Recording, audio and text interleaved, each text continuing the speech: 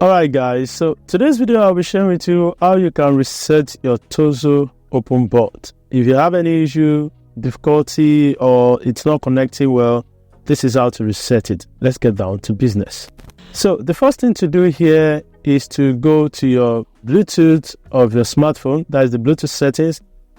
So let's go to my Bluetooth settings here, and you go to the Openbuds here and unpair it from the Bluetooth list. Okay, so I'm going to go to this gear icon and select Unpair and unpair it. All right, so I'm going to switch off the Bluetooth and keep the phone. Once I've done that, the next thing to do is to make sure there is charge on this guy. So make sure it is charged up already before you start the whole process. And the third thing to do now is to open this charging case like this. You're going to see that these guys are going to be blinking, and if yours is not blinking, just follow the step. The next thing to do is to locate the reset button here. As you can see, there is a reset button here. There is a reset button there that you're going to press down, and you're going to press it down for 8 seconds.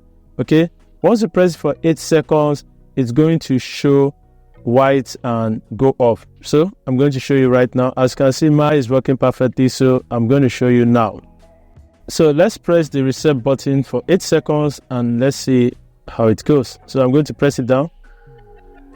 1, 2, 3, 4, 5, 6, 7. As you can see, it is blinking white and it's now blue and now white. So now they are finally reset. So you can release the button and you can now connect afresh.